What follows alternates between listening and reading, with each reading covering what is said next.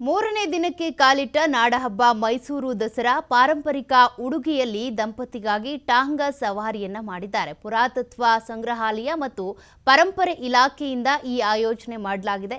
ಮೈಸೂರಿನ ಪುರಭವನ ಆವರಣದಿಂದ ಟಾಂಗಾ ಸವಾರಿಯನ್ನ ಆಯೋಜನೆ ಮಾಡಲಾಗಿದೆ. ಪಾರಂಪರಿಕ ಉಡುಗೆ ತೊಟ್ಟು ಬಂದಿದ್ದಾರೆ 30ಕ್ಕೂ ಹೆಚ್ಚು ಜೋಡಿ. ದಂಪತಿಗೆ ಬಾಗಿನ ನೀಡಿ ಟಾಂಗಾ ಸವಾರಿಗೆ ಚಾಲನೆಯನ್ನ ನೀಡಲಾಯಿತು. ಟಾಂಗಾ ಸವಾರಿ ಮೂಲಕ ಗತ ವೈಭವವನ್ನ ನೆನಪಿಸುವಂತ ಕಾರ್ಯವನ್ನ ಇಲ್ಲಿ ಮಾಡಲಾಗಿದೆ. 30 ಜೋಡಿಯಲ್ಲಿ ಟಾಂಗಾ ಸವಾರಿ ಮಾಡುವ ಮೂಲಕ ಆ ಗತ ವೈಭವವನ್ನ ಮತ್ತೆ ಮರುಕಳಿಸಿದ್ದಾರೆ.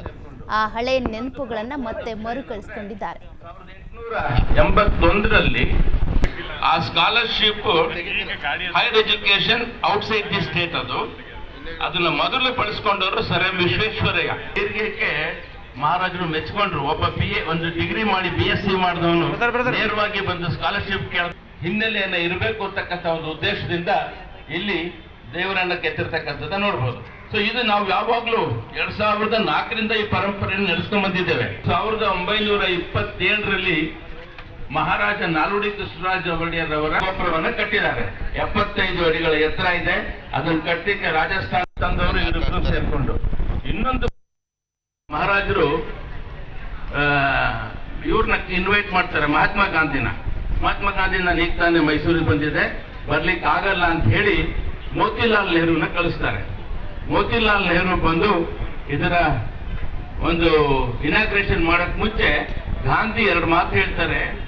ಇಂಗ್ ಇಂಡಿಯಾದಲ್ಲಿ ಬರ್ಕೊಂಡಿದ್ದಾರೆ. ಈ ಮೈಸೂರು ನಾಲ್ವಡಿ ಕೃಷ್ಣರಾಜ ಒಡೆಯರು ಋಷಿನೂ ಹೌದು, ರಾಜನೂ ಹೌದು.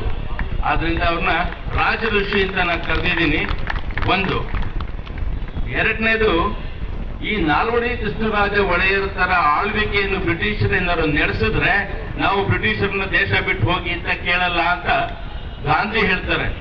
ಮೋತಿಲಾಲ್ ಇಂಥ ಒಳ್ಳೆ ರಾಜ ಇದ್ದಾನ ಈ ಭಾಗದಲ್ಲಿ ಅಂತ ಹೇಳಿ ಇದನ್ನು ಬಂದು ಇನಾಗ್ರೇಷನ್ ಮಾಡಿ, ಇದಾದ್ಮೇಲೆ ಪ್ರಜಾಪ್ರತಿನಿಧಿ ಸಭಾದಲ್ಲಿ ಭಾಷಣ ಮಾಡಿ ಬಹಳ ಹೊಗಳಿ ಮಹಾರಾಜರನ್ನ ಹೊರಟಿದ್ದಾರೆ. ಅದು ಎಲ್ಲ ರೆಕಾರ್ಡ್ ಇದೆ. ನಮ್ಮ ಪತ್ರಕಾರ ಇಲಾಖೆಯಲ್ಲಿ ಹೆಚ್ಚು ಆಸಕ್ತಿ ಇದ್ದವರನ್ನು ನೋಡ್ಬೋದು. ಮಹಾರಾಜರು ಭಾಷಣ ಇದೆ, ನಮ್ಮ ಮೋತಿಲಾಲ್ ನೆಹರು ಭಾಷಣನೂ ಇದೆ. ಸೊ ಇಲ್ಲಿಂದ ಮುಂದಕ್ಕೆ ನಾವು 10ನೇ ಚಾಮರಾಜ ಒಡೆಯರ್ ಸರ್ಕಲ್ಗೆ ಹೋಗ್ತೀವಿ. 10ನೇ ಚಾಮರಾಜ ಒಡೆಯರು 1881ರಲ್ಲಿ ಬ್ರಿಟಿಷರಿಂದ ಆಳ್ವಿಕೆಯನ್ನು ನಾವು ಪಡ್ಕೊಂಡ್ವಿ.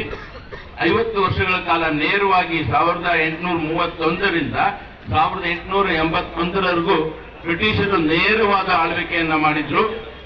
81ರಲ್ಲಿ ಇವ್ರಿಗೆ ಆಳ್ವಿಕೆ